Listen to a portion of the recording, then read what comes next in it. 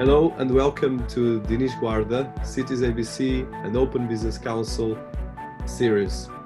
We are a fast-growing YouTube and podcast thought leadership channel focused on profiling the global leading inspiring people, CEOs, authors, technologists, academics, and people that are framing and creating a new vision for our world, and especially looking at solutions, how we can actually get better results for the problems that we are facing.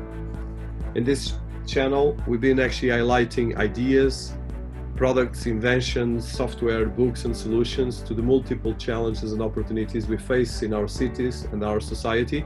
But we face especially, and we actually profile special people that are inspiring, people that are doing fantastic projects, and people that are trying to transform our world with all the areas and all the challenge from fourth industrial revolution to blockchain, AI, and all the frontier technologies that are disrupting and as well accelerating our evolution as humanity.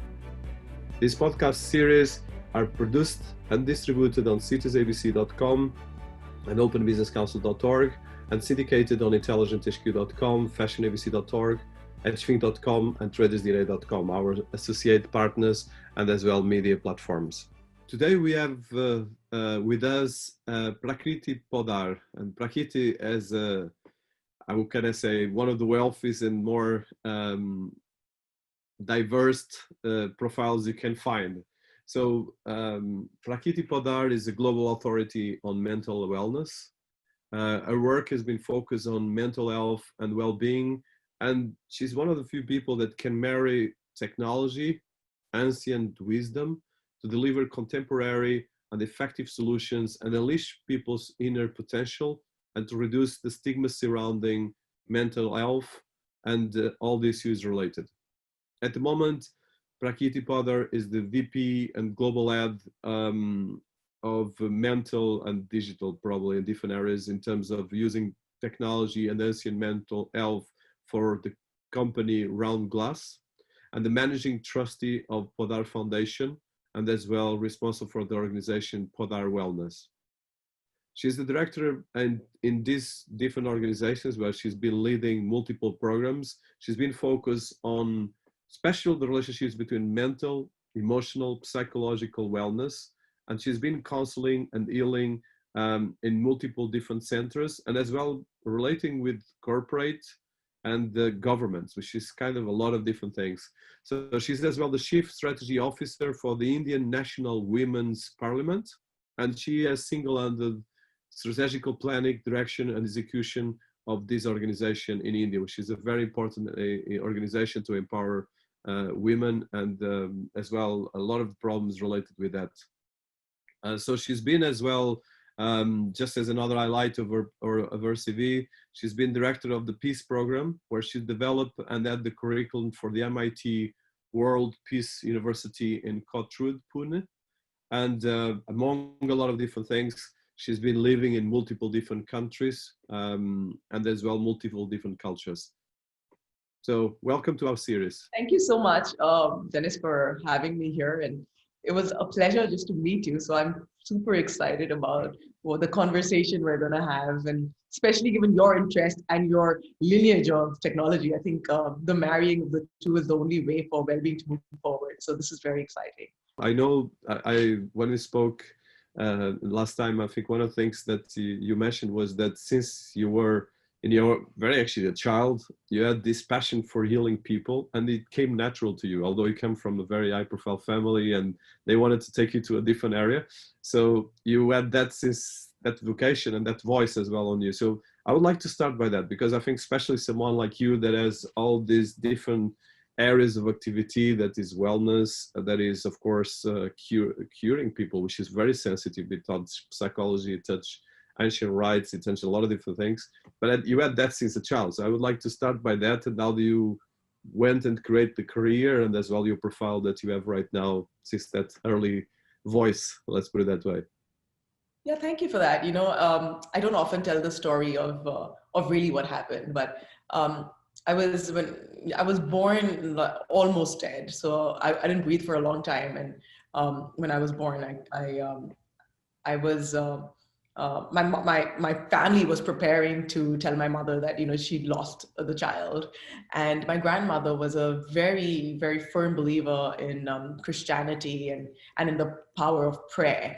And so she was like, wait, you know, I'm just going to do this because nobody else can save her except for, in her sort of, in her belief, only Jesus can save her. So let me help. And so she kind of came in and put the prayer of the cross like on my left side and started praying. And after the prayer, I started crying. And it was written in all the newspapers when I was born that this was a miracle child.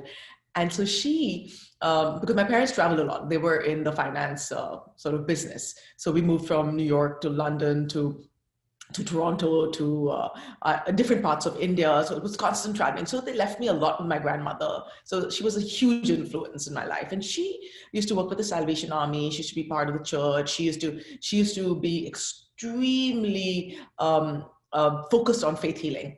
And you know, was actually, I mean, had a lot of premonitions. She's actually written a book as well with all her premonitions and you know, what came out of it. And I was highly influenced by her. And I'd wake up in the morning, and this is quite interesting because I'd wake up in the morning to my grandfather singing, you know, Indian hymns and her singing Christian hymns. So it was a very like, you know, non-denominational space, only just growing up with the fact that there's so many different ways to achieve the same kind of peace in your life. And I think that was also something that influenced me. And she said that, you know, Talitha, who's in the Bible, was healed by Jesus, and it was her job to heal other people. And your job is always going to be to heal other people. And this, you could say brainwashed since I was a baby. I didn't actually know any different. So whenever there'd be a sick person or somebody who needed help, she would get me to pray on them, and I would do that.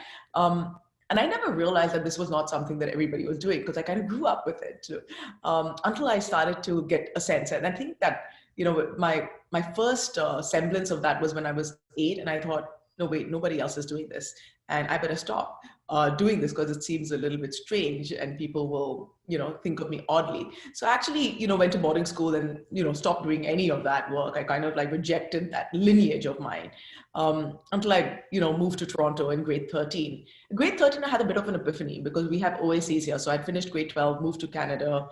And it was interesting because people were talking a lot about stress. People my age, you know, grade 13, you'd be like 18, I suppose. And I hadn't ever heard the word stress. Imagine, I'm 13 years old. I've been in boarding school. I've been all over, and I've never heard the words boredom and stress, because boredom we weren't allowed to feel in our home, and stress wasn't something we felt. And everybody was kind of talking about this. And I thought it was really interesting that people in Canada, you know, at that age, I was influenced massively by the fact that people could speak about their pain and were open to being vulnerable with another person. I mean, in terms of the counseling area. And of course, following the line of thought, I also joined the Salvation Army and started to work through my church with a lot of people sort of doing that. I was working with a community of battered East Indian women, leading meditation and mindfulness journeys. And I mean, you can imagine, I was 20 at that point, and there was a healing circle that I was part of, and we'd learned all these various healing techniques, and we were sharing it with each other. But there was a part of me, because I also have, like you said, a family that is extremely, you know, very, very focused on finance. So I wanted to study psychology. I was told every North American housewife has psychology. What a silly thing to do. Can you study economics at least, right? So I said, okay, fine, I'll study economics. And actually, my first sort of internship and jobs were all with banks. Like, I mean, I was with ING Bearings. I was with, you know, with this company in India called StratCap. Like, it was banking. And I was really good with people, right? Because my job is, you know, my character is understanding people. And, you know, working with high net worth individuals, making sure that their finances were taken care of and the stocks were put in the right place was something that came naturally to me, but it wasn't my passion. And so on the side, I kept building my other skills and thought, okay, if I can't do this, if I can't be, you know, a banker, which I don't want to be, how do I define myself? Because being a healer seems too abstract and people don't understand that. So I started to build the skills. Being in a psychology class and having people talk to me and teach me, I have to say that I was massively disappointed. I was disappointed because they wanted to narrow my vision on what mental health was. And for me, well-being is way bigger than just a one point and a one focus sort of vision. And even in class, when you get these parallel visions, even when I see how mental health is being talked about in the current scenario, it seems to be extremely North American focused. And I mean, I know that people across the world, and I've lived in places like Muscat for like 8 years, which is in the Middle East, and I've lived in India, which is a different body altogether, in Canada and London. Now you can imagine that every single culture has a very different take on mental well-being or mental health. And so how can one philosophy with psychology combine to being able to deliver what has so many different probabilities? Something that we consider, for example, currently as we see it, it's all very individualistic. Even psychology is very individualistic. In countries like ours, it cannot be. We're more focused on the community that we have. We're more focused on our family members, our parents, and sort of doing for the other. It's a very different world. So what applies here doesn't apply there. And I remember when I went back, because I studied counseling in Canada as well. Then when I went back to India, I had to retake it because I realized I had become exactly that, extremely focused on my personal journey. And the personal journey is not good enough because we are a community. And so the personal journey, and that's what you see now, when you see the impact of the coronavirus and COVID on people, is because they've become so individualistic that they've broken down and broken apart. And we can talk about that later. So, I just want to wrap up my journey. So the journey really continued and took me to various places where I became a doctor in clinical hypnotherapy. So it's an alternate field of medicine. I'm a counselor. I'm a certified NLP practitioner. I'm anything to get me to help people through their mind into the somatics of their body is something I've studied and I do and I'm passionate about. Well, it's quite an impressive, and this actually opens a lot of different things. So I want to touch one area that for me is very important, and I think for everyone listening to us. So you touch that your birth was almost like a miracle, or actually a miracle, like you just said, and I think I can feel that being coming from a Christian background myself, and I was educated by priests and bishops, so I feel that in double. And actually I almost died as well when I was born, so I'm actually getting some according to my mother, I don't remember, of course, but what is interesting, and I want to touch this, is, let's say, in Christianism and any religion, in history of religions, religion has been, in one end, partly well-being, and partly as well establishing rules that allow us to create a balance in society. And India, where you're coming from, is particularly interesting because you have, of course, the Hinduism and all these different like hundreds of religions that you have there.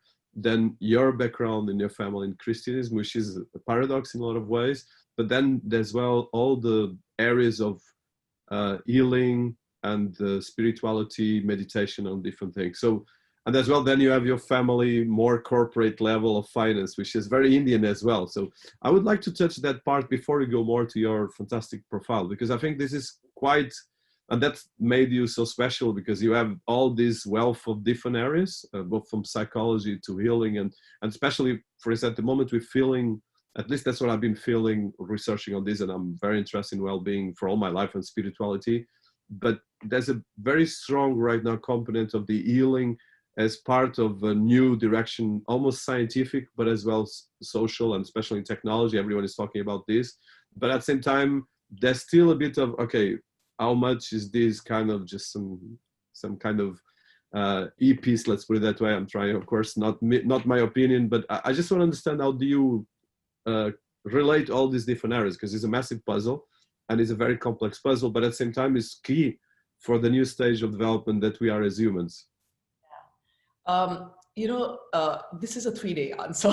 Yeah, I know, I understand. There's a lot of, it's a big one. Okay, so it's interesting that, I actually worked on the Peace program with a university in Pune, in Maharashtra, which is in India.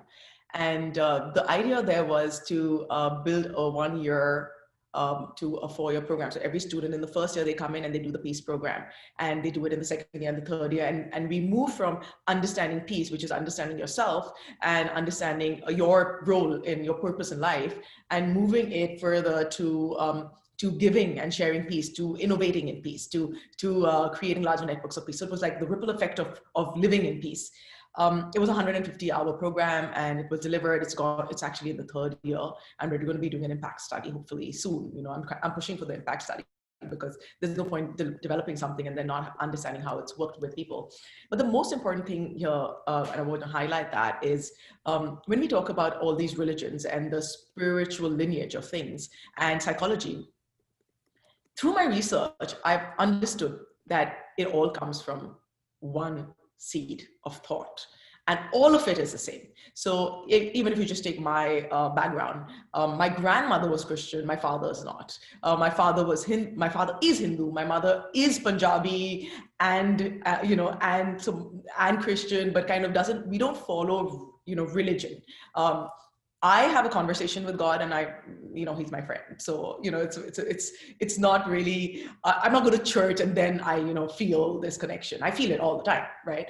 And it's non-denominational. Like I can call this energy, whatever it is that I feel like in that moment, but I'm also very influenced by the Indian tradition, where you don't find this anywhere, where they say Aham Brahmasmi, which is I am that, or I am God, right? It's the same connect. And when you feel that empowered, you make sure that your life is lived like that. Now, religion simplified that to give it in bite-sized portions, almost the same thing as what people are doing with yoga, meditation, mindfulness in sort of areas that are not Eastern in India, right? Specifically, because it's very different in terms of how it's done in India, very different how it's done abroad. And that's something that I am focused on, even with RoundGlass, to say, okay, let's understand the lineage. Where does this come from? And what are people talking about? And why is it getting morphed? It's very important for me to understand that. I have this thirst for knowledge of being authentic. But the religions are all speaking the same language. So every religion, you will see the stories are the same. The stories are the same. There's been a big, massive flood. There's been like a tsunami. There's been these metaphysical, animals of sort, or nature, if you want to call it that. There's been betrayal. There's been acceptance. So it kind of goes through the same journey. Every religion. So it's stories told through the point of view of the speaker. Like even if you take Buddhism, for example, it's not a religion, right? But it's supposed to be a way of life. Even their stories are the same. The story of Buddha is the same as the story of Mahavir, and is the same story as, which you go back into spiritual discourses. All the stories are the same.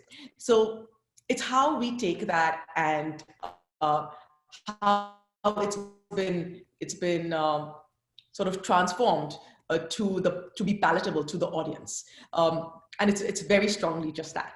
But beyond that is the higher power, the supreme power. And again, every single religion has that supreme power. You have journeys, and the same journeys, by the way, when you get into meditation and mindfulness, is the same, because you'll move in from any tradition of meditation and mindfulness. There are only two aspects to it. So there are only two aspects to meditation and mindfulness. One is really looking at it from the point of view of an object. So whether it's a mantra, whether it's a feeling like my relationship is bad, I want to make sure I get over this, and how do I do that? So if I'm working with anger, I'm focused on anger. So my attention is focused on the problem, and then I'm doing a resolution, whether it be meditation or whether it be mindfulness or whether it be a guided journey. It's observation of a particular thing. The second one is non-observation. Right? So you're not observing anything. You're just sitting there, you're allowing things to just happen. You notice them, but you don't get involved. These are the only two areas. Now they've broken that down into many, called it loving kindness, called it, metta, maitri, whatever the meditations are called, Vedic tradition, Ayurvedic tradition, yoga tradition, but it's all the same thing. So in the yoga tradition, all your meditations, whether it be Pratika, which is where you're looking at one single point, or whether it be Brahmari, where you're breathing, it's all focused on one thing to get you from the focus to the defocus. So, I mean, when I sort of drop the, veil on everything, it's really just one element. Even if you take the rosary, what is it doing? It's the same thing, right? We all have rosaries, different types. So we have beads, and we're constantly, sort of moving past the beads because it's keeping you in the thought. Again, object-based meditation or mindfulness journeys. And when you're looking at neuroscience, in fact, my neurofeedback stuff is in here, but when you're looking at neurofeedback, again, the idea is how do we get from high beta levels to alpha theta levels, and how do we create that sense of breath in the brain so that the brain expands almost. It's when you move them to a sort of meditative space. And that comes from like sound, vibrations, frequencies. Again, something that every tradition uses in their music, in their spiritual music, or their music to sort of elevate them spiritually. So all of it kind of ties into one thing. And I think it doesn't matter what stream you take, as long as you follow it, you will actually get the same results as you would with anybody who's kind of opened their eyes and decided to get on that spiritual journey. You have a background that touches spirituality, healing and all these journeys that you mentioned, but you have as well a strong component of business and a strong component of understanding technology, organizations and different things, and psychology. So just on these journeys that, like you said, in history of religion, all the history of religion come back to the same narrative. It's a narrative, a vision that people create, and this vision then organizes society according to a myth that might, like you said, I don't know, some crash, some deluge or whatever the stuff. But one of the things I'm particularly interested from the different areas that you've been studying, because what is interesting about you is that you have psychology initially, business and finance, and as well you are involved in technology. And the challenge that we have nowadays is how do you create this narrative without losing the tradition and the good things of the tradition and moving forward? And I think this is where I think, there's a lot of studies, and I come from a philosophy background, which is kind of even goes almost to a nihilism. And actually, as a young student, I studied literature and arts initially before going to technology and business. And one of the things I found out was that if you look at history of literature, we arrived to the 20th century and we killed the epics because of the Second World War and the First, and all this kind of killing the concept of God, at least as one concept. I'm talking from a philosophy perspective. I don't want to hurt anyone more religious. But how do you see these things, especially someone that is so in the cutting edge of all these areas, but at the same time keeping that really ground aspect of healing and all these areas? So I think one of the things you're touching upon here is that, how does one really bridge everything, bring it all together? And what components are really needed when it comes to complete holistic well-being? And that's what we're talking about. And I think holistic well-being, and I've, if you look at even Poddaar Wellness, I'm very focused on thinking about how do I heal the whole person and not just one element of the person, because we are a matrix of all the various impacts that that we're faced with. So if you just look at the area is the mindset, which is number one. If your mindset isn't aligned, and this is a fight, Sani, who's the founder of RoundGlass, and we always like fight about this, and he's like, why do you keep talking about mental health? There's so many different things, and why do you keep talking about mental health? I'm like, it's the all encompassing. It's like the first thing, right? And he's like, if you had your way, you just make this company mental health. And I'm like, probably, yes, I probably would. Because mindset is really, your mental health, your emotional health, your behavioral health, that all ties into one. Then you've got your physical health, which is, nutrition, diet, exercise, or no, nutrition and diet. And then you have your exercise, physical fitness, sort of utilizing your body because you've been given this body, right? And it needs to be nurtured. And so you've got your physical body, and then you've got your financial body, because if one of these bricks drop and one of these pillars drop, I mean, you are unfortunately, vulnerable to mental health illnesses. And these areas, the most important area is the recovery area, which we really don't focus on. We kind of focus on all the other areas, but take very little time for recovery. Even when you look at the workplace, I mean, people are taking very little time for recovery. Look at parents; they're not giving their children time for recovery because they've become so focused on making sure that their child is successful in ways that are actually unfortunately not successful in mindset and mental health, but successful in getting a job, or successful as an object-based success, which is not like expansive.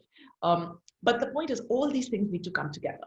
And when you are working with somebody, spiritual well-being becomes the journey, which once I fix these little problems, I open up this landscape for the spiritual journey. And then you kind of get to that. I mean, in India and in Indian philosophy, although I don't have like very deep knowledge of it, I have abstract knowledge because I've lived there and gone through it. There are stages in life. I mean, you've got a karma yoga who's a very busy. Karma is work, and it's a very busy kind of activity-based life, which you have to get through, like from the ages of 18 to 32. You're focused on getting that, and then you kind of get into like grihasti, which is basically and maybe the word also is some it's like grihasti, which is making sure that you are creating a family, creating life, you're kind of working on that, creating a lineage. And then you have, a spiritual journey, which starts where you actually get into, focusing on your spiritual wealth. And there's stages, and even the sort of First Nation people have these stages in life, and I think all the ancient cultures have these stages. I think that's what they tried to get into when they started to have sort of retirement plans in the workplace as well, which is really taking this sort of history and putting it into a practice, which is concrete. But the stages have to align with the spiritual development. And you find that people go through, and I see this in my practice, because I do have a clinic in India as well, which actually, I don't know if you know that, but we have practitioners and therapists and counselors, and work with psychiatrists to ensure that, we are working through the entire landscape of a person's life journey. It's like a curated sort of well-being package as well. And it really is very important to see where they are and how much effort they're putting in each vertical of their well-being to really build out a structure for them that will hold them moving forward. Because like I said, all the pillars are equally important to have a stable home, which is your mind, your complete well-being, holistic well-being. If the food is not right, I know most people are talking about this, but your gut health is super important for your intuition. It's important for your feelings and your attitude and your moods and your, whether you have anxiety or stress, etc. A lot of these things can be combated just with the food that you eat. So it's extremely important that we focus on all these channels to get to a very healthy person. Yeah, this is very powerful. And so you touch these multiple components of that are critical to our society. So the physical, the mental, the spiritual, and the social economic, which I think is key, because I think we cannot take that out. If you don't have bread, or if you don't have money, you might be very anxious and you cannot get, but as well, this is kind of all the complexity of our society. But I would like, as an expert in wellness at large, how do you define this wellness? And coming more right now to your work and your philosophy that you've been building both in your clinics and both in your work. When you say, how do I define this? What I do generally is, I'll just give you a process.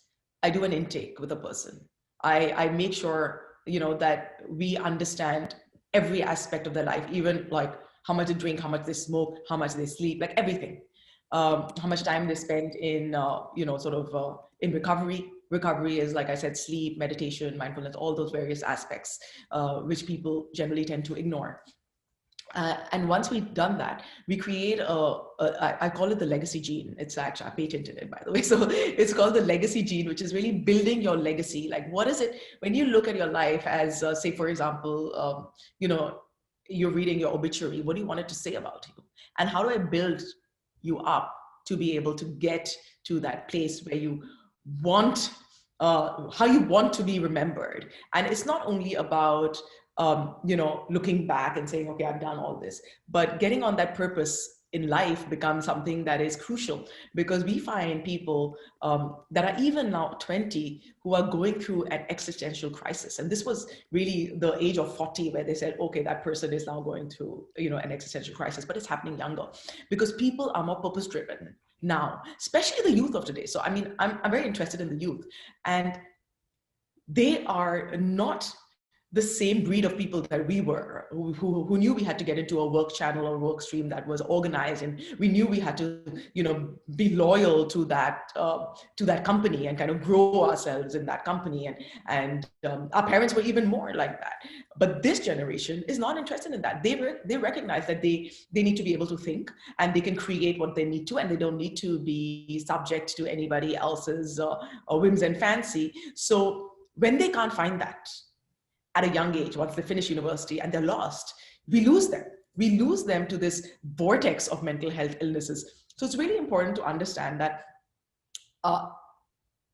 our narrative of well-being is not for only a particular age group. It's for everybody in every stage. In my foundation, I'm even teaching grade 2 kids. They're 7 and 8. I'm teaching them what mental health and well-being really looks like. And that's not only talking about, what is neurological disorder, or what is a behavioral disorder, not getting into just clinical terms, although I do teach that. The foundation does make sure that, to create empathy, this becomes conversational, and you accept it as something that just is, just like you would somebody with a limp or somebody with a broken elbow, so it's like, creating that language, and once I realized it, I thought, one second, people are talking about things that they're feeling internally, and I need to be able to understand that. And I started my own personal research on what that really felt like. And that's why I started working with the Salvation Army, right?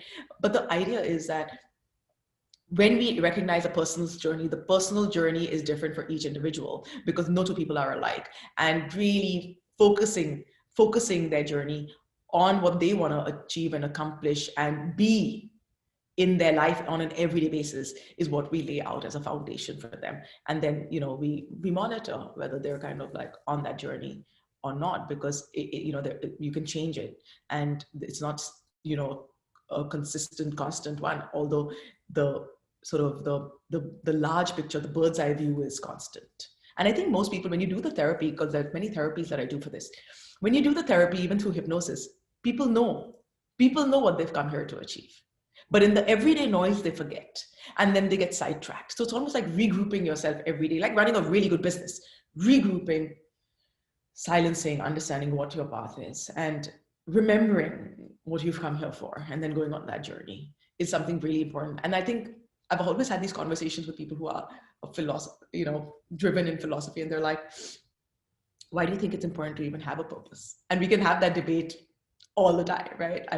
It's really, some people don't think it's important. If you're just being, then what's the importance of purpose? Then your purpose is being. And I have no problem with the purpose being being, but remember that is your purpose then.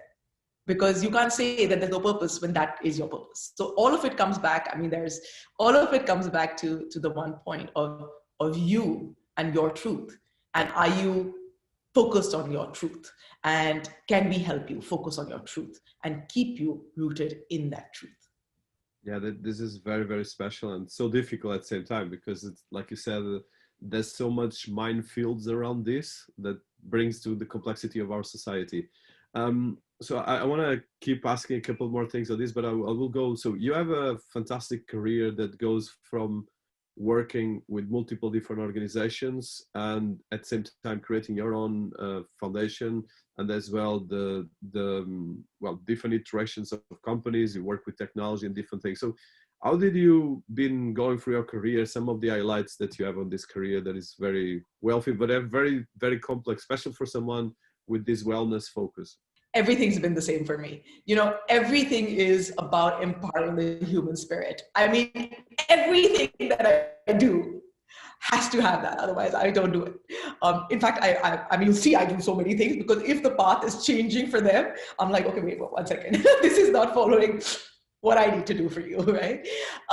So if you take, for example, starting, like, I suppose I started working with IT because somehow I'm really drawn to the new modes of communication. Communication is the key to anything. And if communication is technology at this point, how do I convert knowledge and a structure of well-being into technology becomes something that I'm innately sort of driven to do. And I know that we're not even there, because artificial intelligence has to become that smart, and we need to have not only, so I've been thinking about how to do a lot of different things, like even with with therapy, and how one could utilize technology for that. And a lot of the things haven't been developed, so I'm not going to share it here because I want to keep it to myself as to what I want to develop. But just to give you an idea, I mean, if we're able, and we are, if you're able to capture a person's entire stream of life, and from like even just Facebook, if they've like,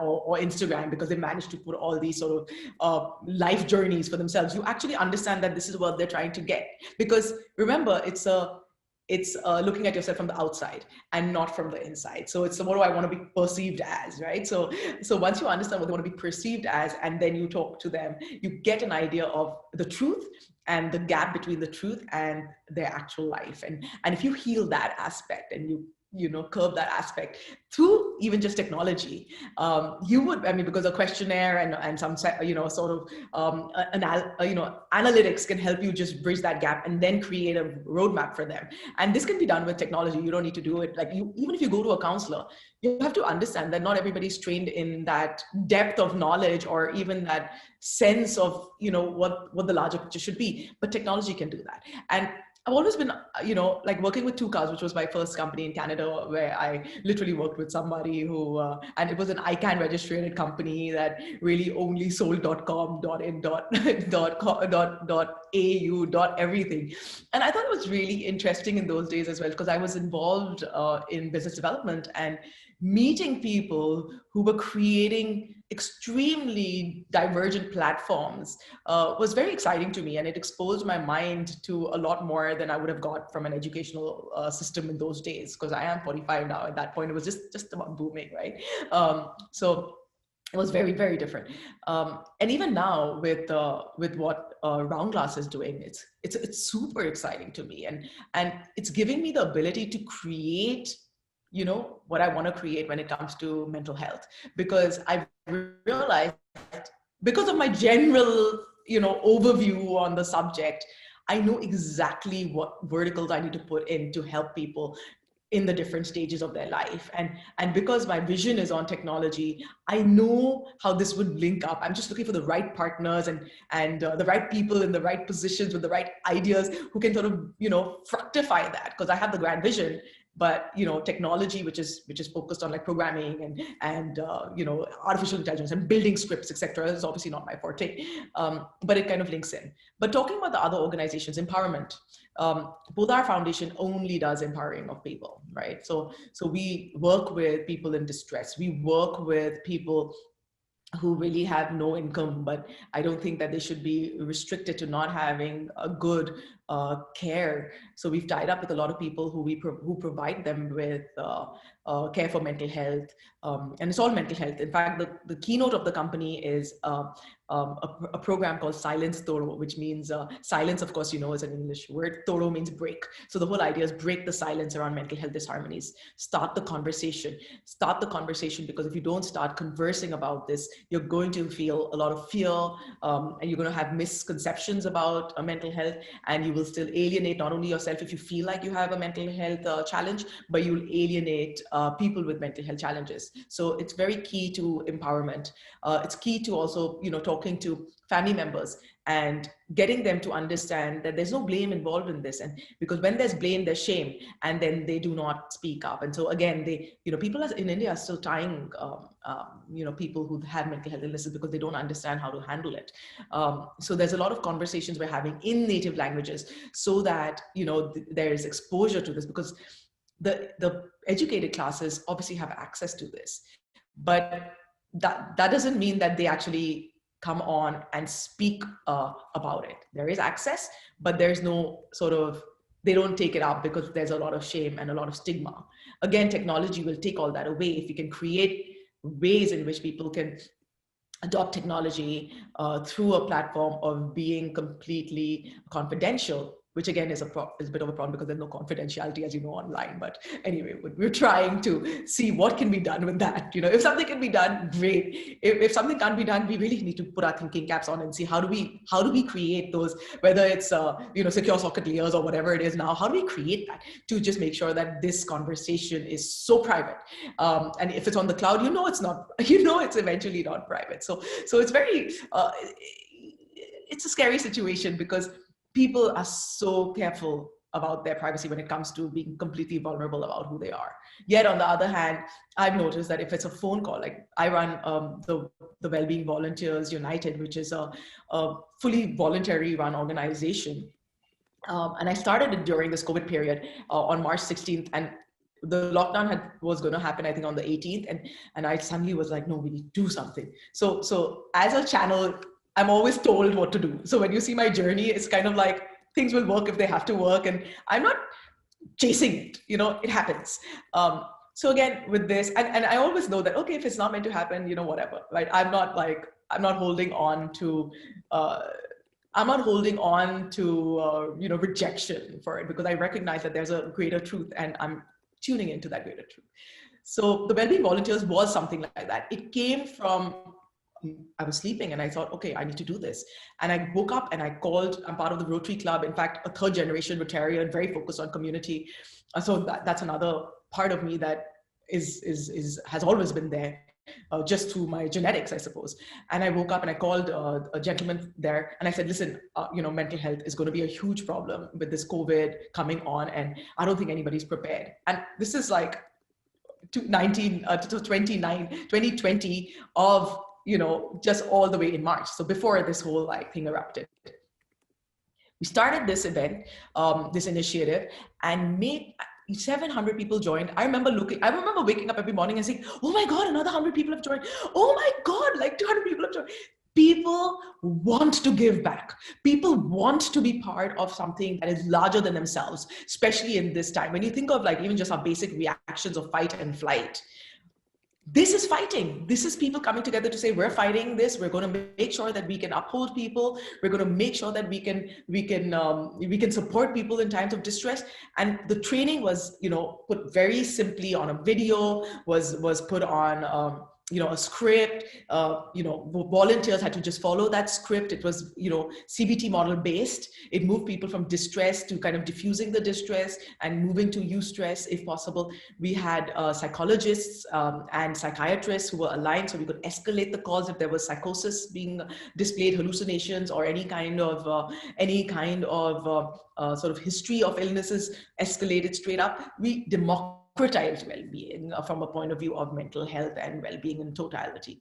And like the thing that you said when we were talking about you have to be financially well, a lot of people called just because they didn't have the resources to survive. They didn't have the money that they needed to feed their families, and we had to then align with other sort of NGOs, non-governmental bodies, or I think we call them not-for-profits as well.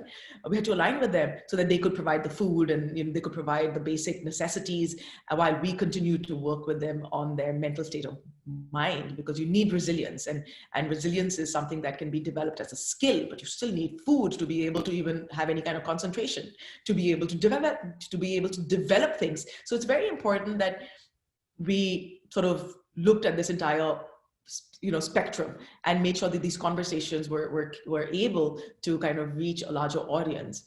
Then looking at something that happened before that, which was the National Women's Parliament, that was all about empowering women for democracy, having a voice, tying into that whole silence Thoreau thing, because if you don't have a voice, you can't change your life. If you can't change your life, you are trapped in misery. If you're trapped in misery, and the stress is continuous, it leads to massive mental health illnesses. And so therefore, it became a natural way to go. And I spent time on that as well. One of the things that I'm particularly interested in is, so in the history of humanity and spirituality, there's been always a narrative of light and darkness, good and evil. And this is increasingly more important, especially right now when we are starting to be using the words of Harari to start having technology that can actually create androids. I've been interviewing a couple of them, and as well new kind of human design. So how do you see this, especially when it comes to technology and data? Because it's an area that I know that you've been bridging this, but as well, especially, how do we keep our humanity, our spirituality, and this kind of balance that you are,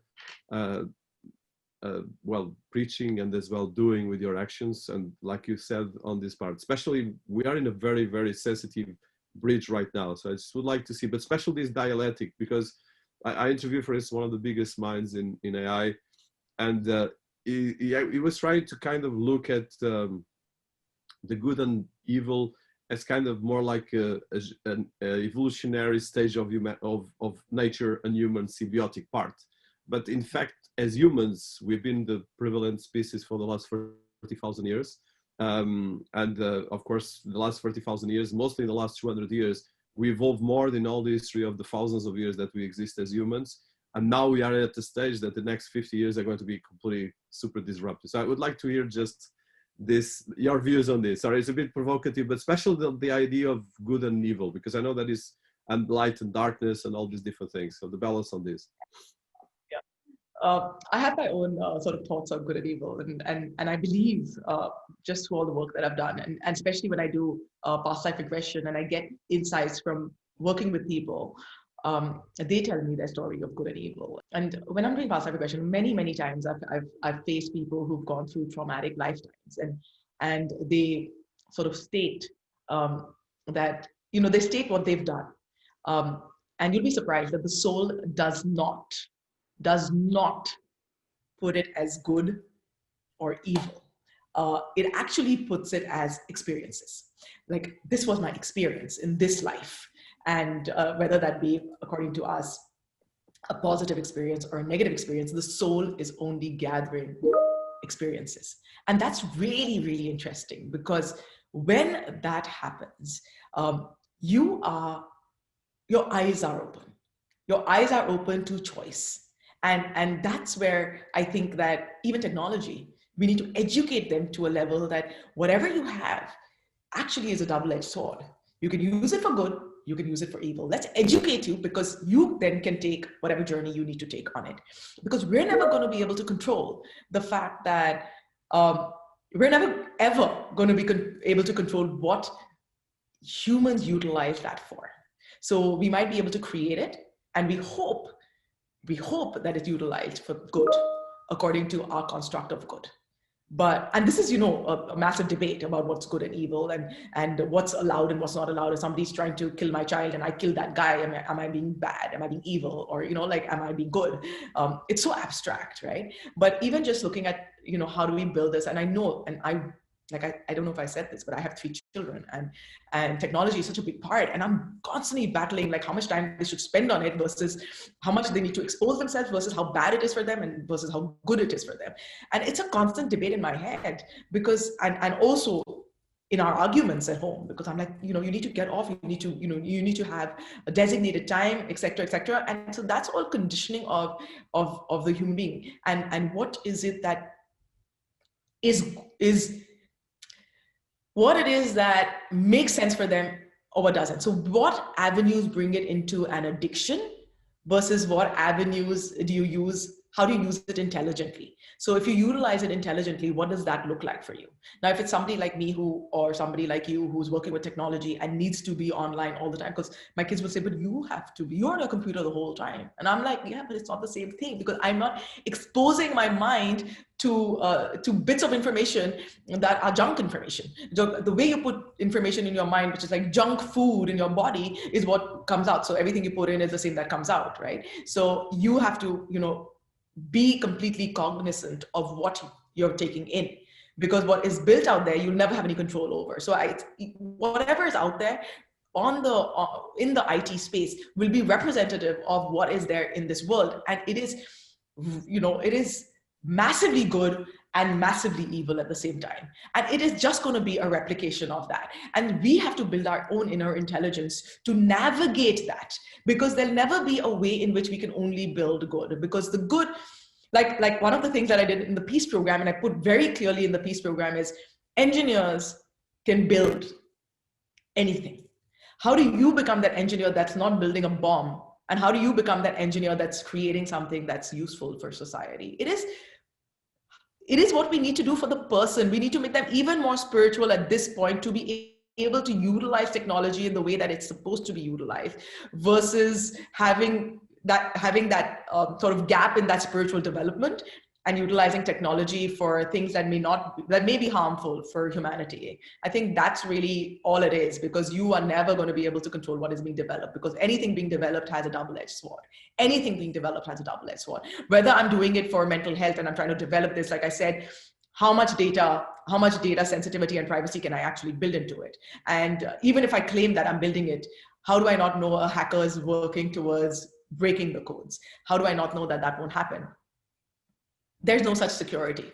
And so therefore it's trust. It's trust that, okay, I'm thinking about it from a positive point of view, and I'm thinking about it to be able to help you, but I'm also making you completely vulnerable and naked in front of a universe that can take this data, unfortunately, and we need to still create like barriers to that, and hopefully create enough barriers so that data is not leaked. But there are people at the same time working on making sure that they can get this data. So it's like, you know, how do I make sure that I utilize it with my intelligence, with my spiritual awareness, and focus it on developing and utilizing it for the positive versus utilizing it for the negative. And one of the things that really brings me to is how people are consuming data now. It's fast. It's extremely fast, right? Like, I don't really, if I'm trying to give you a mental health program that's taking more than 5 minutes of your time, I'm losing you. And yet you want those quick results. And how do I make sure that I give you those quick results without minimizing the depth of the work that we're trying to do? So it's a huge task, and it's a huge ask. And I think that this is everywhere with every field that we look at, whether it be Facebook, whether it be sort of, Instagram, whether it be Twitter. We're really, have to be very cognizant of how much we want to expose and how much we want to use and how we're protecting ourselves while using that. There has to be education for that in schools, starting from the youngest of ages, because now kids get an iPad the moment they're like able to touch things. So they're not even 1 year old. And I've seen people who are like one who have iPads of their own and they're playing on it. So it's kind of like a scary situation. I mean, they have this like, this water simulation with like, fish, and you've got the kid kind of like doing this, and parents think, wow, my child is like on this platform. But I mean, is it good or evil? Like, It's a key thing for our society, because we try all, I think, in terms of theory as well, everyone wants to do good, or at least to please the people we love, the people we care. But of course, even our actions can hurt the people we love more. So it's quite complex, and it takes us to the nature of love, the nature of ethics, and so forth.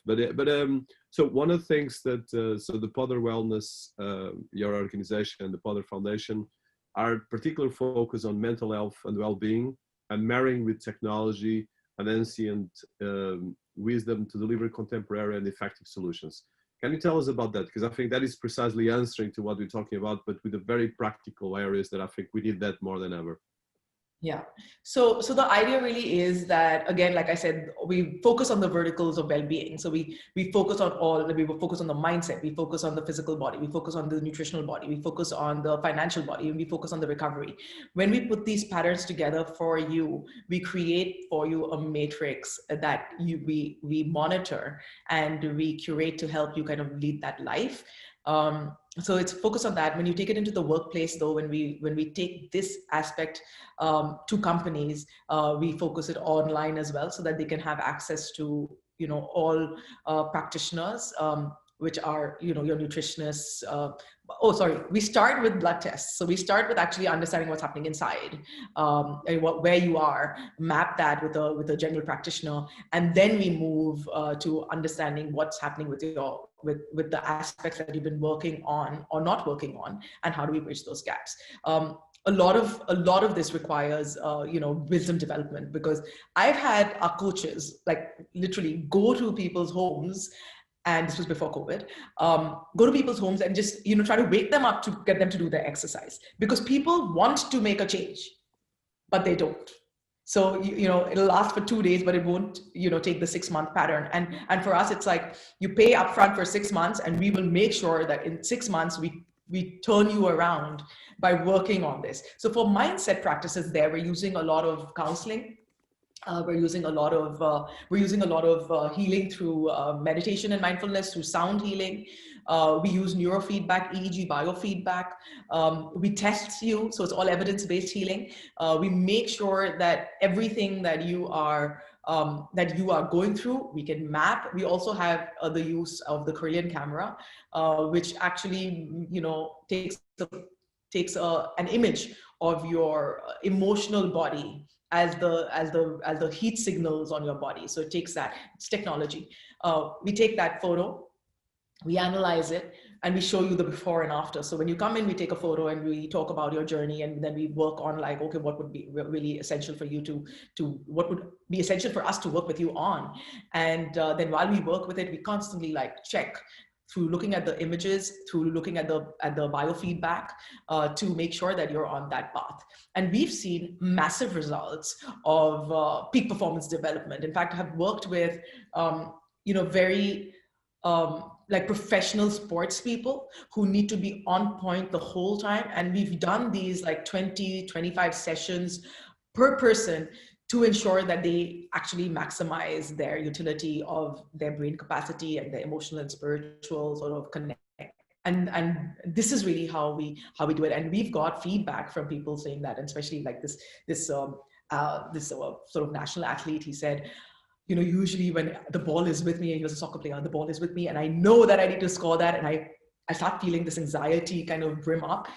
I don't feel that anymore. It's like the superhuman flow power comes in at that point, which was the exact crucial point for me in the past. So we're converting like little nuances of your well-being, little nuances of your mindset to be able to make you that much more successful as a superpower to yourself. And this is measurable. So we're using evidence-based work to measure whatever I might be saying in this abstract construct. We've actually put into practice with technology-based constructs to see that it can give you the overview of the change, because once you begin to see the change, you will be more invested in your own change. So we always want to do evidence-based work with them, and Poddaar Wellness is kind of very, very focused on that at this point.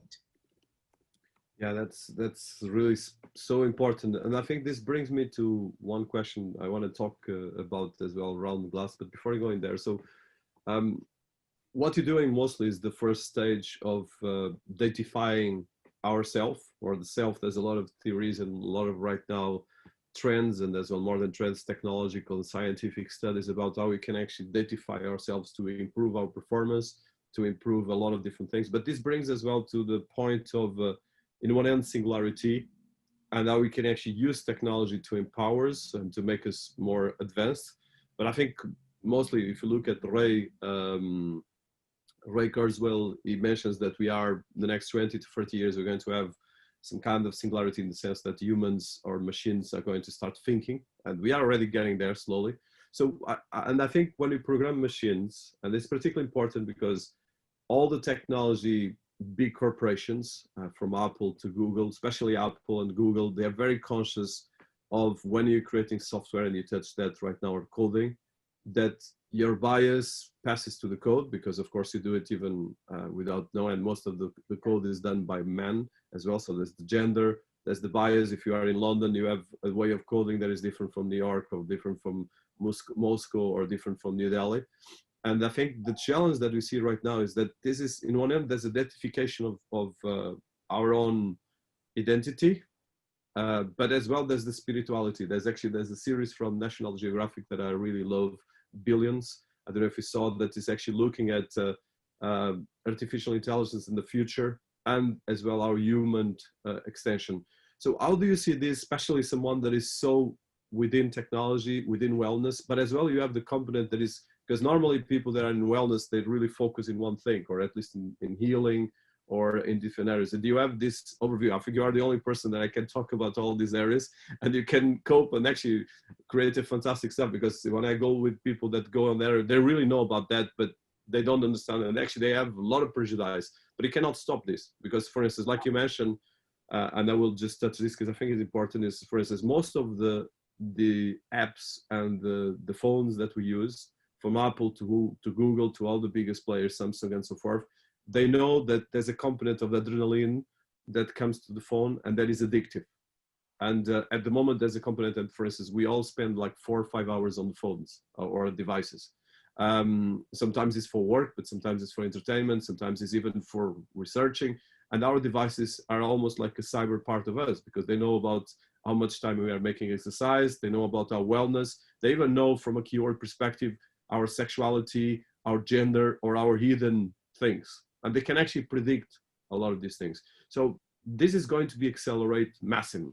We're talking about the next 5 to 10 years, we're going to have a shift that never happened in history of mankind. And of course, people like you are more important than ever because you have that spiritual base, but you have as well an understanding of technology. So I would like to touch this because this is something that very few people are speaking. And when you're speaking, you get in a kind of dystopic narrative that we are all afraid of fake news and all these different things, or deep fakes, which is a massive problem right now. But at the same time, this brings the most important thing of this balance, the narrative, the structure that you're talking about. So I would like to touch this because I think it's it's probably the biggest challenge in the history of mankind as we have it. And I think this can go to a kind of a Matrix universe or Star Wars or even worse, or Terminator, or it can go a bit more like, I always like to use the Star Trek because it's a bit more positive. At least the humans still exist in thousands of years. I would like to hear a bit that opinion, but as well, how do you bridge the spirituality of technology? So let me just, Dennis, this is also such a large question. Sorry. I'm going to start with the one aspect first. I think when I'm looking at what's happening at this point, I'm very, very disappointed because the narrative is singular. It is not, it's not taking a global point of view. Like even when you look at these apps, and I'm looking constantly at like, what are some of the mental health, mindfulness-based apps? What are some of the well-being apps? They're talking about a North American, so kind of society. Like everything is, oh, let's do a gratitude journal. Let's do this, let's do that. And people who are more from sort of ancient civilizations don't really do gratitude journals because that's not something that we would look at. We're very conscious of the fact that life is cumbersome, difficult, and yet we make the best out of it. We don't only focus on, oh, life has to be hunky-dory and then life is good, right? We understand the pain areas that go into living and are completely accepting of it. So if I was to give an app that says, hey, map your gratitude to an Indian audience, I would lose them. Because that's really not what they're trying to do. I mean, that's not even something that's relevant. If I'm giving sort of a mental health platform to an audience which actually believes in community that's only focused on themselves, like for example, being happy I'm just giving you a very light example. Being happy depends on you and you alone, and you can keep yourself happy is something that people are talking about all the time, and you've seen that really isn't true at this point. And when we're talking about, and so, but yet you will see all the like, it's almost like when I read these things, just to be really blunt, and I see what's happening, it kind of seems like nobody's really thinking. They're just following a trend. They're not really thinking about whether this makes sense or not. They're like you said, their own personal biases are definitely there. Like for example, yesterday I had this conversation with a colleague who was just narrating a scene where he said on some meditation app they had the scenario of a city noise, and people had to meditate when they had the choice to put on a city noise versus like rainwater or a stream or any other kind of birds chirping kind of sort of background sounds. And he was like, that's so weird, like why would you do that? And I thought that was really intelligent because people respond to noise, sound, etc. very differently. So for, when I was younger, and I'll give you a personal example, my mother decided that she would come and, set us up in Canada, and she'd go back to Muscat because that's where she lived. And she couldn't hack it for more than like 2 days. She was like, this place is just too quiet. And this place is, kind of feels deathly to me. I don't want to be here. And she left my brother and I. We were like, I think 19 and 20. She said, guys, fend for yourself because this is going to kill me. And we that's what we did, right? We were just there on our own. But the sounds, going back to the sounds, it's very important that we bring in many variables, because if you see the mapping of individuals, it is all different. Every single thing that a person perceives is unique to themselves. So with the coding that we're trying to build in, the uniqueness has to happen, which means the conversations of the creators have to happen with a diaspora of communities, and not just one sort of a community. And I know now people are talking a lot about sexuality. They're talking a lot about gender bias. They're talking a lot about spiritual constructs and religion, etc. All these things have to come together when you're even thinking about one line of coding. Because like another thing that I keep focusing on is even just the conversations. Why are they happening? Why is mental health, well-being, etc. talking to an audience that's 29 to 40? Why is it not talking to the youth? When I remember when I started with this Poddaar Foundation thing, I told my kids, I said, listen, do some research. They were 7 and 8, already knew how to get onto the net. I said, do some research about how kids can keep themselves happy and how they can keep themselves well. My younger one said, there's nothing there. There's nothing on the net that actually teaches me that.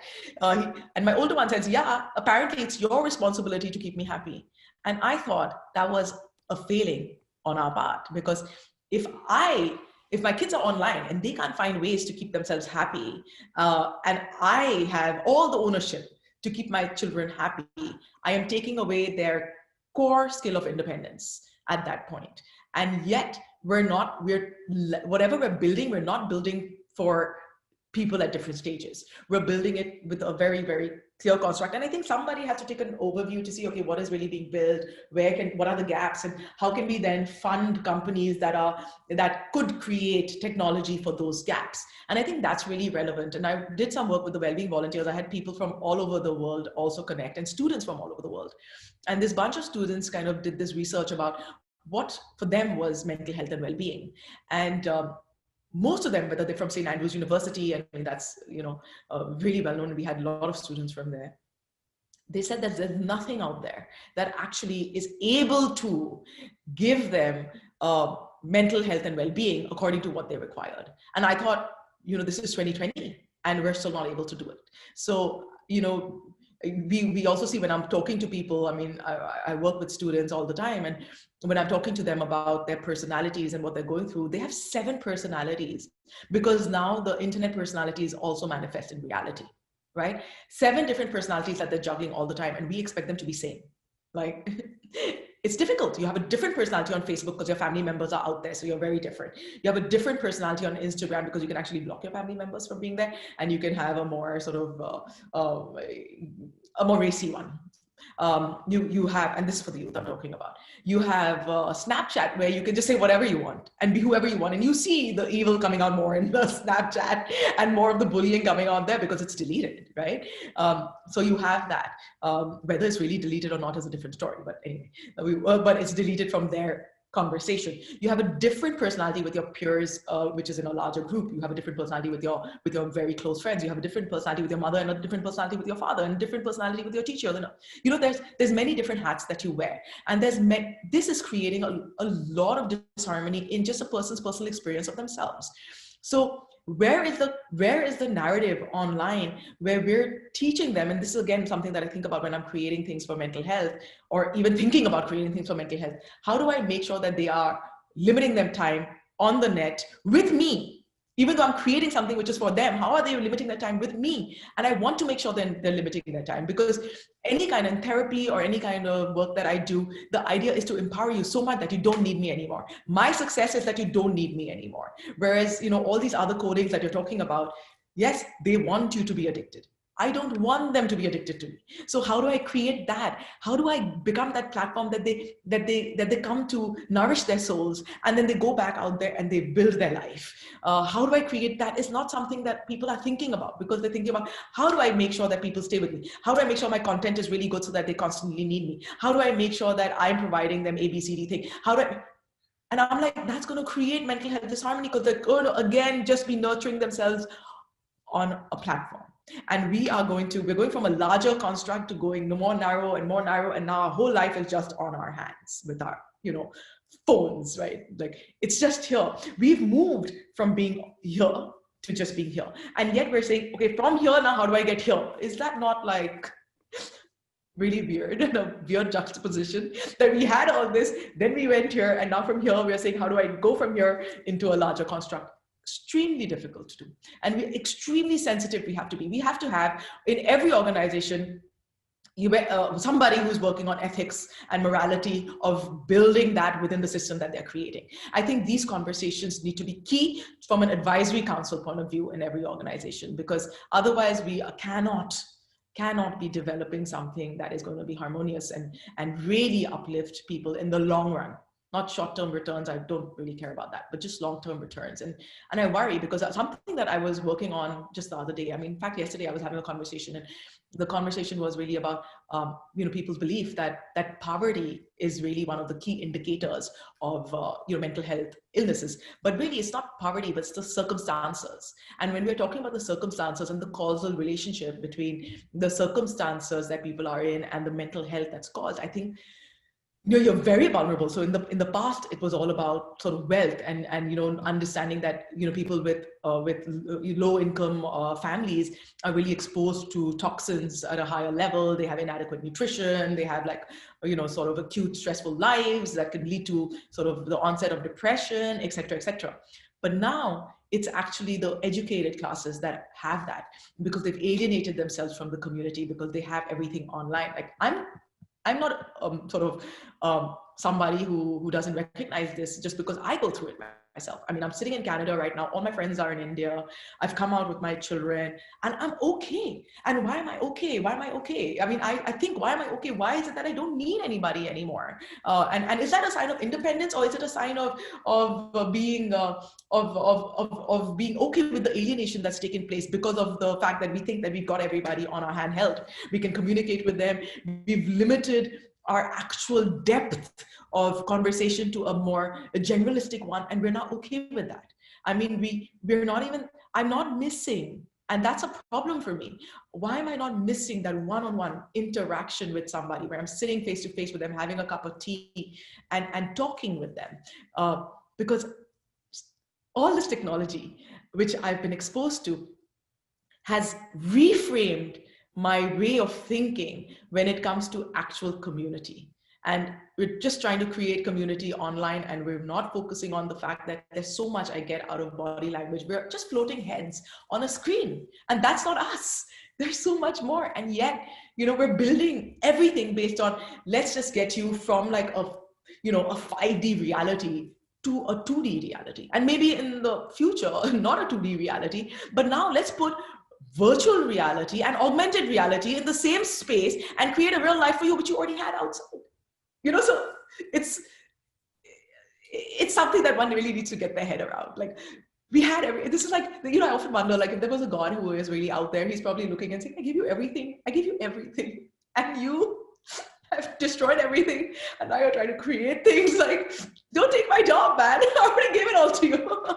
No, that's the complexity of humanity, and I think you touched the most important thing. So we're passing the 1 hour now, so I have 2 more questions, and I'll try to be synthetic in that. So in terms of, so you're working with RoundGlass, and you are the global head of mental health. Can you tell us about this company that is trying to do something very interesting? Just a bit about that. The first thing they want to do is remove this whole title of global health or global head of organization, right? They want to make sure that it's all it's democratic in every way, even in the way in which we speak about it. So the idea really is that you live well-being, right? You live it through all the various aspects, whether that be mindfulness and meditation, whether that be the way in which you eat in terms of nutrition. So it follows the same sort of pattern of my thinking. And the founders, somebody I worked with in 2015 when they were trying to start setting up this company, and I kind of brought on like a whole bunch of people to help sort of understand who the startups were in this area, bringing them together to create this Google of Wellbeing. Very, very structured, very, very well thought out, scientific in its approach, making sure that every aspect of it was not just what people are saying, and wasn't a Me Too, and it isn't a Me Too company, doesn't want to be a Me Too company, but really wants to think about what is authentic, what is real, and how do we live that life of authentic well-being. And here, even the holistic is WHOL, right? It's not HOL. It's holistic, and we want to make sure that you are a whole person when you come in here. And when we provide you, in fact, they also have an end of life journey, which is amazing. And I think the person who's leading that is also quite phenomenal in his approach to end of life. And people are afraid of talking about these things, and we have it on our platform. We have on our platform a Thali Collective, which is about food and nutrition, and food is about community, and how do you community, as in even if it's your family, it's about how do you develop that that conversation with each other. Then we have mindfulness and meditation with key experts, which we are curating on an everyday basis.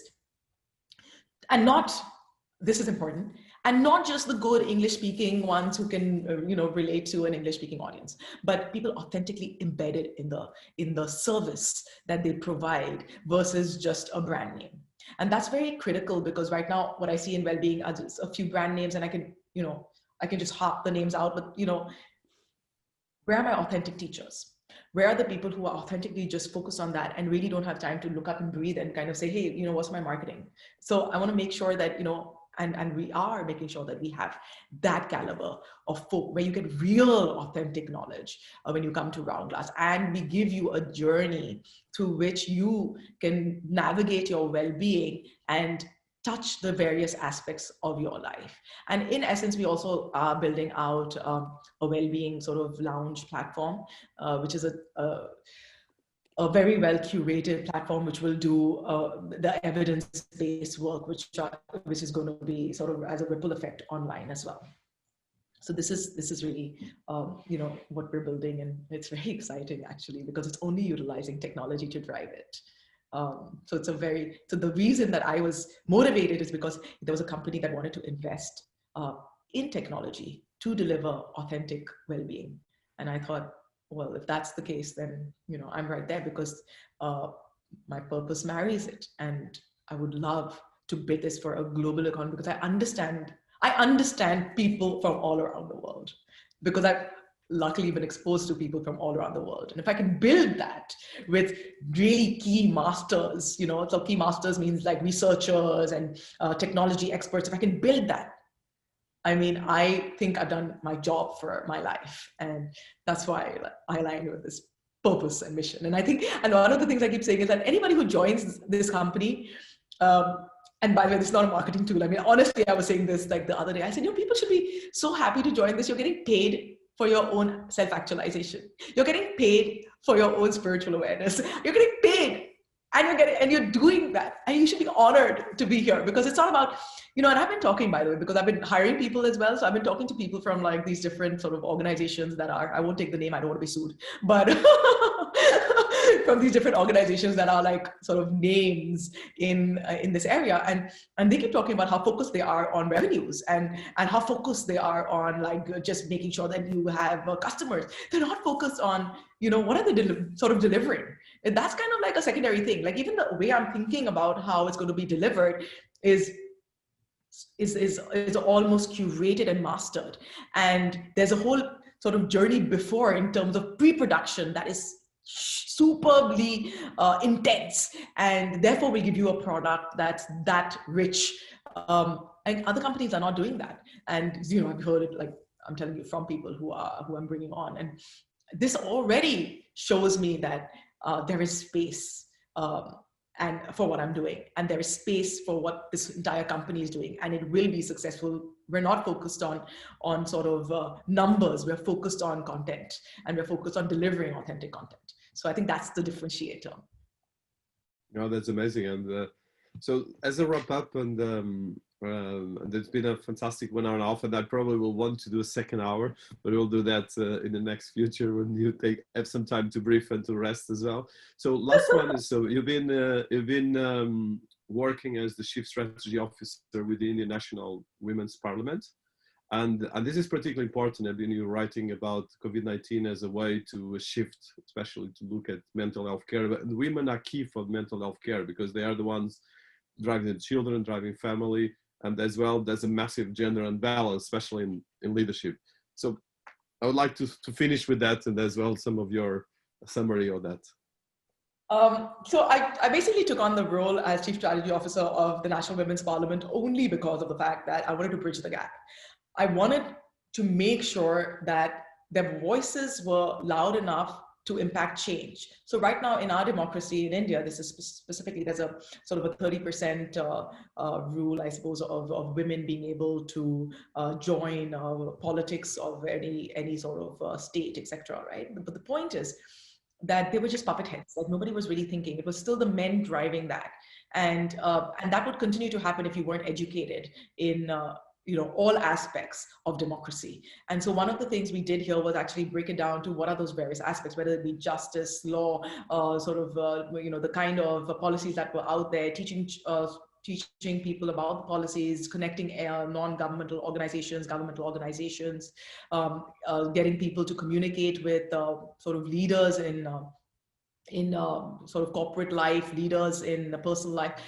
Just getting that ecosystem together and having those conversations to build people's innate skills to be able to make intelligent decisions was something that I was focused on doing. And mental health was just one aspect of it, but a large aspect of it, because if you don't have, and I see this even with the Wellbeing Volunteers United that I've had, women, you're right, feel the need to actually sort of have these conversations more. Yet because of this patriarchal society, and they're so limited, even to pick up the phone to call and to talk about what they're going through is something that they generally will not do, because they know that their spouses or their people at home can hear them. And it's difficult for them to, and I'm talking about the masses here. I'm talking about areas of society where this disparity is a lot, because we were not only talking to the elite, even here. So you'll see in all my work, I don't want to talk to only the elite. I want to talk to the masses. I want to talk to everybody. I want to make sure that I do not forget people. And so therefore, this is also a conversation that we're having with everybody, whether you have the education, whether you don't have the education, whether you have the knowledge or you don't have the knowledge. I'm giving you a platform to equalize that knowledge so that you can have a voice. And we've seen people, I've seen stories of people who have no education, who've built phenomenal things for their communities. And this is all community driven. It's all about, how do I impact my community? What can I do as a thought leader in my community, whether I'm educated or not, to be able to build out solutions that can aid our people. And this is important because we often feel that we are not in a position of power, so we can't do anything. And that is a problem. You are in a position of power if you feel like you're in a position of power, and you can mobilize other people. And that's the job of the National Women's Parliament, is to take your idea, mobilize people around your idea, and to help you create change. And that is something I'm super excited about. We're at this point, because of COVID-19, unfortunately, this is not an online initiative. Most of it was offline. So even though we have meetings online, the real change is on the ground. And the real change is through, actually, because you have to recognize that technology only reaches, they may reach 90% of the public just because they have smartphones, but it's still not a place where they would be able to access this information, because they wouldn't have the know-how of how to. So this takes place generally in meetings, which are in the communities, which are held face-to-face.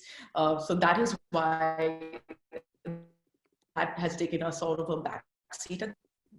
People are not able to, create that massive arena online. But I think in another 5 years or another, 10 years, we'll be capable of doing that. But it's a long cycle, because we have to educate them in, and women are not educated in even utilizing their phone, apart from just making a phone call in India. Yeah, and this is a problem not just in India, it's still a big problem around the world. So I think this matriarchal versus patriarchal historical part. So well, I have a lot of questions. This has been a fantastic journey. So 1 hour and a half, which is a fantastic timing. So I want to thank you for this inspiring and as well very sharp insights, which is quite unique, because you managed to condense so much wisdom and sell so much practical knowledge. I definitely will want to have a second one. I have a lot of questions that this came and took a lot of notes. So Prakriti, I want to really thank you so much. It's been a fantastic honor. Namaste, as they say. I would yeah, thank you. So yeah, we'll wrap up now, but definitely I want to do a part 2, because this just, I think we just start touching the things, and definitely we'll publish this one first. Thank you so much. Thank you so much, Dinis, for having me. This has been really lovely to actually have these conversations, and your questions were so insightful. So I'm sure that anybody who's receiving this is receiving it because of the questions, and the questions sort of propel the answers. So thank you so much for your fantastic sort of journey together.